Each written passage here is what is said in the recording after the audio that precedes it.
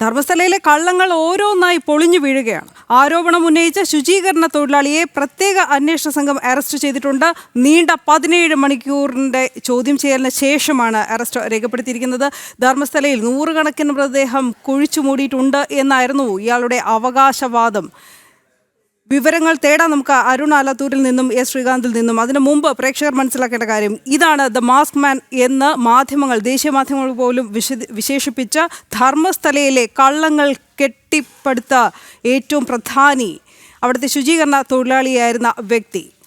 ഈ ചിത്രം ജനം TV പ്രേക്ഷകരിലേക്ക് ആദ്യമായി എത്തിക്കുകയാണ്. ഇനി നമുക്ക് വാർത്തയുടെ വിശദാംശങ്ങളിലേക്ക് കടക്കാം. അരുൺ ആലത്തൂരിലേക്ക് ആദ്യം. അരുൺ, കെട്ടിപ്പടുത്ത നുണക്കഥകൾ അല്ലെങ്കിൽ നുണക്കോട്ടകളെല്ലാം പൊളിഞ്ഞു വീഴുന്നു. ഇനി അറിയേണ്ടത് ഇത് ആർക്ക് വേണ്ടി, എന്തിനു വേണ്ടി, ആരുടെ തിരക്കഥയിൽ?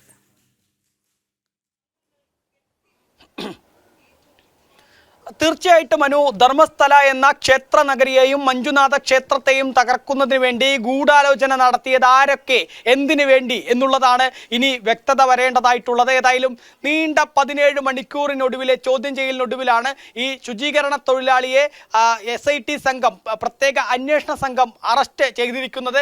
ആ ശുചീകരണ തൊഴിലാളി ഇത്രയും കാലം മാധ്യമങ്ങളുടെ മുന്നിൽ മാസ്ക് ധരിച്ചു കൊണ്ടെത്തിയ ആ മാസ്ക് മാൻ്റെ മുഖമാണ് ഇപ്പോൾ ജനം TVയുടെ സ്ക്രീനിലൂടെ പ്രേക്ഷകർ കണ്ടുകൊണ്ടിരിക്കുന്നത്. ഏതായാലും ഈ ശുചീകരണ തൊഴിലാളിയെ 17 മണിക്കൂർ ചോദ്യം ചെയ്തതിൽ നിന്ന് വാസ്തവ വിരുദ്ധമായ കാര്യങ്ങളാണ് ശുചീകരണ തൊഴിലാളി പറഞ്ഞത് എന്നുള്ളതാണ് പ്രത്യേക അന്വേഷണ സംഘത്തിൽ നിന്നും ലഭിക്കുന്ന വിവരം.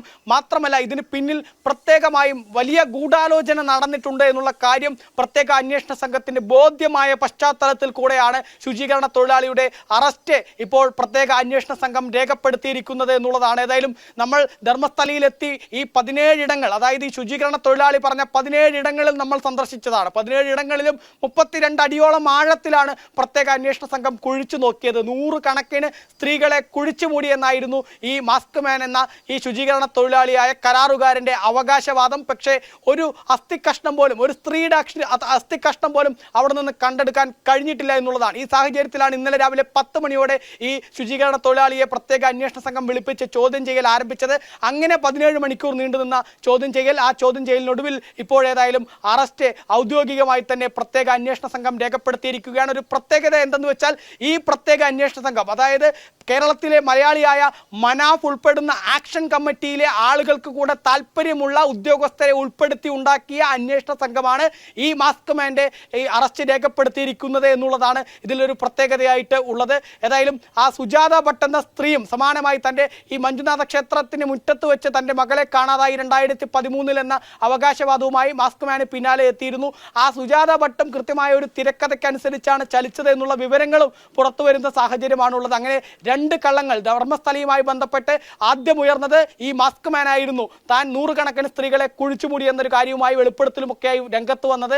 അതിന് പിന്നാലെയായിരുന്നു സുജാത ഭട്ട് എന്ന സ്ത്രീ തൻ്റെ മകളെ കാണാതായി എന്ന പരാതിയുമായിട്ട് രംഗത്തെത്തിയത്. ഏതായാലും ഈ 2 പേര് പറഞ്ഞതും പച്ചക്കള്ളമാണ് എന്നുള്ള കാര്യം പകൽ പോലെ വ്യക്തമായി. ക്ഷമാപണമൊക്കെ നടത്തി രംഗത്തെത്തിയിട്ടുണ്ട് അരുൺ. അതിലൊതുങ്ങില്ല എന്ന് നമുക്ക് ഉറപ്പാണല്ലോ. ഈ ധർമ്മസ്ഥലയിലെ ഈ വാർത്ത, ഇതിൽ വാസ്തവം എന്തെന്നറിയാതെ, ശരി എന്തെന്നറിയാതെ കേരളത്തിലെ മാധ്യമങ്ങൾ അടക്കം ആഘോഷിച്ചതാണ്, സംവാദങ്ങളൊക്കെ സംഘടിപ്പിച്ചതാണ്. ഇതാണ് ധർമ്മസ്ഥലയിൽ ഇയാൾ പറയുന്നത് ശരി എന്ന് ആവർത്തിച്ച് സ്ഥാപിക്കാൻ ശ്രമിച്ചതാണ്. അതുമുതൽ എല്ലാം പുറത്തു വരണ്ടേ? എന്തിനായിരുന്നു ആ വെപ്രാളമെല്ലാം?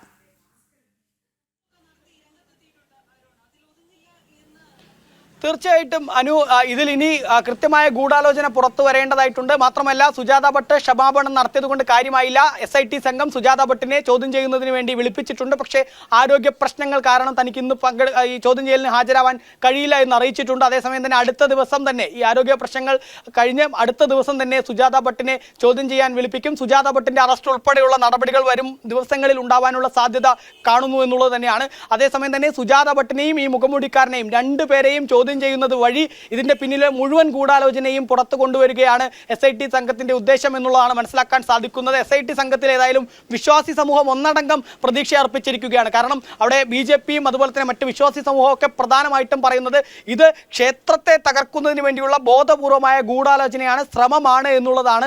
അതിന് പ്രധാന കാരണം എന്നുള്ളത് മഞ്ജുനാഥ ക്ഷേത്രം എന്നുള്ളത്, ഈ ധർമ്മസ്ഥലയും മഞ്ജുനാഥ ക്ഷേത്രവും എന്നുള്ളത്, അവിടെ വരുന്ന ഫണ്ട്, അതായത് ക്ഷേത്രത്തിൽ കാണിക്കയായിട്ട് വിശ്വാസികൾ സമർപ്പിക്കുന്ന ഓരോ കാണിക്കയും അത് പൊതുസമൂഹത്തിലേക്ക് എത്തിക്കുന്ന ധർമ്മമായിട്ടും മറ്റുമൊക്കെ എത്തിക്കുന്ന രാജ്യത്തെ തന്നെ ഏറ്റവും മാതൃകാപരമായ ഒരു ഹൈന്ദവ ആരാധനാലയമാണ് മഞ്ജുനാഥ ക്ഷേത്രം എന്നുള്ളതാണ്. കാരണം അവിടെ വരുന്ന ആ ഫണ്ട് ഒന്ന് അന്നദാനവും മറ്റുമായി അവിടെ എത്തുന്ന വിശ്വാസികൾക്ക് ദിവസവും നൽകുന്നു, 3 നേരവും അവിടെ അന്നദാനം നൽകുന്നു എന്നുള്ളതാണ്. മറ്റൊരു കാര്യം, ആശുപത്രികൾ, ക്യാൻസർ രോഗത്തിന് സൗജന്യമായിട്ട് ആശുപത്രികൾ ഈ ക്ഷേത്രത്തിന് കീഴിൽ പ്രവർത്തിക്കുന്നു. അതുപോലെ തന്നെ സൗജന്യമായ ഡയാലിസിസ് സെന്ററുകൾ അടങ്ങുന്ന ആശുപത്രികൾ പ്രവർത്തിക്കുന്നു, ആയുർവേദ ആശുപത്രികൾ പ്രവർത്തിക്കുന്നു, നിരവധി വിദ്യാഭ്യാസ സ്ഥാപനങ്ങൾ. അതായത് ഒരു കോഴ്സിന് കേരളത്തിൽ ഒരു 30 ലക്ഷം രൂപ വരികയാണെങ്കിൽ അതേ കോഴ്സ് ഈ ക്ഷേത്രത്തിന് കീഴിലുള്ള ഒരു വിദ്യാഭ്യാസ സ്ഥാപനത്തിൽ പോയി പഠിക്കുകയാണെങ്കിൽ അവിടെ 3 ലക്ഷം രൂപയ്ക്ക് പഠിക്കാൻ കഴിയുന്ന തരത്തിൽ വളരെ തുച്ഛമായ പണം വാങ്ങിക്കൊണ്ട് അവിടെ വിദ്യാഭ്യാസ സ്ഥാപനങ്ങൾ പ്രവർത്തിക്കുന്നു.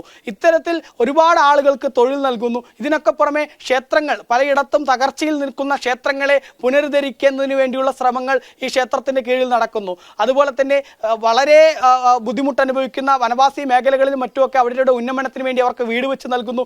അവരുടെ സ്കൂളുകളിൽ അധ്യാപകരില്ലാത്ത സർക്കാർ സ്കൂളുകളിലേക്ക് പോലും ഈ ക്ഷേത്രത്തിൻ്റെ കീഴിലുള്ള സ്കൂളുകളിൽ നിന്നുള്ള അധ്യാപകരെ ആ സ്കൂളുകളിലേക്ക് അയക്കുന്നു. അങ്ങനെ ഒരു എങ്ങനെയാണ് ഒരു രാജ്യത്തിന് തന്നെ വലിയ മാതൃകയായിട്ടുള്ളൊരു ഹൈന്ദവ ക്ഷേത്രമാണ് ഈ മഞ്ജുനാഥ ക്ഷേത്രം എന്നുള്ളതാണ്, ആ ക്ഷേത്രത്തിൻ്റെ ട്രസ്റ്റ് എന്നുള്ളതാണ്. കാരണം അത്തരത്തിലാണ് ആ ക്ഷേത്രത്തിലേക്ക് വരുന്ന ഫണ്ട്.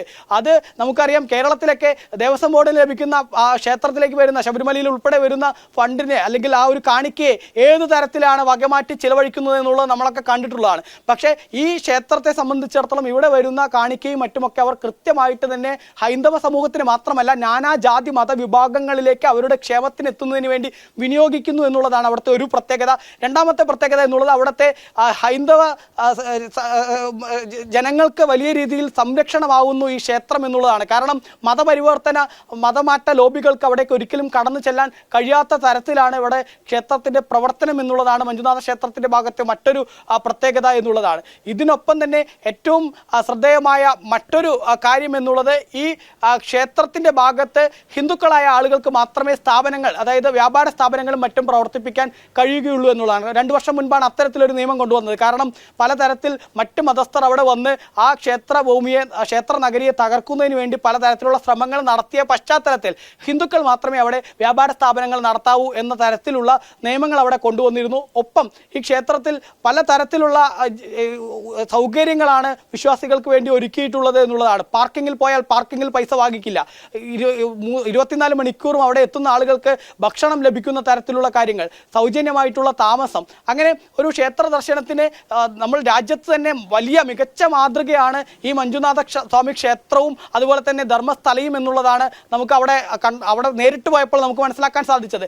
ഇത് തകർക്കുന്നതിന് വേണ്ടിയുള്ള ഒരു ബോധപൂർവമായ ശ്രമം, ഈ ക്ഷേത്രത്തെ തകർക്കുക എന്നുള്ളതിൻ്റെ ബോധപൂർവമായ ശ്രമം ഇവിടെ നടന്നിട്ടുണ്ട് എന്നുള്ളതാണ് വിശ്വാസികളും ഒപ്പം തന്നെ BJP ഉൾപ്പെടെ മറ്റ് സംഘപരിവാർ പ്രസ്ഥാനങ്ങളൊക്കെ അവിടെ ഉന്നയിക്കുന്നത്. അവരുടെ ആരോപണങ്ങൾ ശരിവെക്കുന്ന തരത്തിലുള്ള കാര്യങ്ങളാണ് ഇപ്പോൾ പുറത്തു വന്നുകൊണ്ടിരിക്കുന്നത്. കാരണം ഈ ക്ഷേത്രത്തെ സംബന്ധിച്ചും ഈ ധർമ്മസ്ഥലയെ സംബന്ധിച്ചും ഒക്കെ നിറം പിടിപ്പിച്ച കഥകൾ പ്രധാനമായും അവിടെ പരത്തിയത് ഒന്ന് ഇടത് ജിഹാദി മാധ്യമങ്ങളാണ്, മറ്റൊന്ന് ഈ യൂട്യൂബർമാരാണ്. ഇതിനൊക്കെ അപ്പുറം വലിയ രീതിയിലുള്ള മലയാളി സാന്നിധ്യവും ഈ ഒരു സംഭവത്തിന് പിന്നിലുണ്ട് എന്നുള്ളതാണ്. ഏതായാലും ഇത്തരം കാര്യങ്ങളിലൊക്കെ വിശദമായ അന്വേഷണത്തിലേക്ക് ഇനി പ്രത്യേക അന്വേഷണ സംഘം കടക്കുമെന്നുള്ളത് തന്നെയാണ് മനസ്സിലാക്കാൻ സാധിക്കുന്നത്.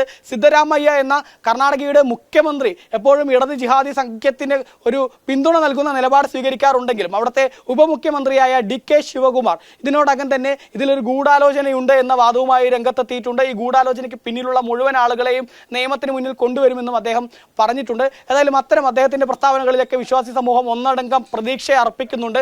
അതേസമയം തന്നെ ഇനിയിപ്പോൾ ഈ മുഖംമൂടി ധരിച്ചെത്തിയ ഈ വ്യക്തിയെ കൂടുതൽ ചോദ്യം ചെയ്യുക വഴി ഇതിലെ ഗൂഢാലോചന എന്താണ്, ആരാണ് ഇതിന് പിന്നിൽ എന്നുള്ള കാര്യത്തിലൊക്കെ കൂടുതൽ വ്യക്തത വരും. ചിലപ്പോൾ മലയാളിയായ മനാഫും അതുപോലെ തന്നെ JNTയും ഉൾപ്പെടെയുള്ള ആളുകളെയൊക്കെ വരും ദിവസങ്ങളിൽ SIT സംഘം അറസ്റ്റ് ചെയ്യുന്ന അല്ലെങ്കിൽ അവരെയൊക്കെ കസ്റ്റഡിയിലെടുക്കുന്ന നടപടികളിലേക്ക് കടക്കാനുള്ള സാധ്യത വളരെയേറെ കാണുന്നു എന്നുള്ളത് തന്നെയാണ്. തീർച്ചയായും അരുണി. ശ്രീകാന്ത് കൂടി ചേരുകയാണ് നമ്മളോടൊപ്പം. ശ്രീകാന്ത്, നമ്മളിപ്പോൾ സ്ക്രീനിൽ ആവർത്തിച്ച് ഇതുവരെ കാണിച്ചുകൊണ്ടിരുന്നത് ദ മാസ്ക് മാൻ എന്ന മാധ്യമങ്ങൾ വിശേഷിപ്പിച്ച CN ചിന്നയ്യ എന്ന ശുചീകരണ തൊഴിലാളിയുടേതാണ്. ഇയാളാണ് ആദ്യം വെളിപ്പെടുത്തൽ നടത്തി എന്നൊക്കെ പറഞ്ഞ് പിന്നീട് ദിവസങ്ങളും മാസങ്ങളും നീണ്ട ചർച്ചകളിലേക്ക് പോലും കാര്യങ്ങൾ എത്തി. ഇത്രയും വലിയ ഒരു നുണക്കോട്ട പണിത് ഉയർത്തിയ വ്യക്തി. പക്ഷേ ഇയാൾ തനിക്ക് ആണ് ഈ കൃത്യങ്ങളെല്ലാം ചെയ്തത് എന്ന് വിശ്വസിക്കാനും കഴിയില്ല. എന്തായാലും ഇയാൾക്ക് പിന്നിലുള്ള സംഘം വെളിവാവേണ്ടതുണ്ട്. അടിമുടി ദുരൂഹതയാണ് ധർമ്മസ്ഥലയിൽ. ഇനി എന്തൊക്കെയാണ് ചൂടഴിയാനുള്ളത്?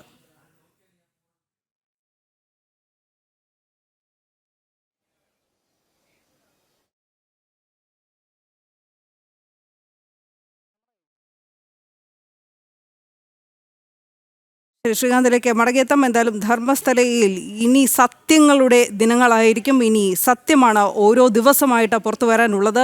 ഇതിൽ സുജാത ഭട്ട് എന്ന പരാതിക്കാരി, അവർ അനന്യ ഭട്ട് എന്നൊരു മകൾ പോലും ഇല്ല എന്ന ഞെട്ടിക്കുന്ന വെളിപ്പെടുത്തൽ നടത്തി ക്ഷമാപണവുമായി രംഗത്തെത്തിയിരിക്കുന്ന ഒരു കാഴ്ച. സമൂഹമാണ് ഇനി തീരുമാനിക്കേണ്ടത്. ഇത്തരം കള്ളക്കഥകൾ കെട്ടിപ്പടുക്കുന്നവരെ എന്തു ചെയ്യണം? ഈ കള്ളക്കഥകൾ പ്രചരിപ്പിക്കുന്ന മാധ്യമങ്ങളോ അല്ലെങ്കിൽ യൂട്യൂബർമാരോ അല്ലെങ്കിൽ എന്തുമായിക്കോട്ടെ, അവരെയും എന്തു ചെയ്യണം എന്നതുകൂടി. ഇനി നമുക്ക് മറ്റു വാർത്തകളിലേക്ക് കൂടി വേഗത്തിലെത്തേണ്ടതുണ്ട്.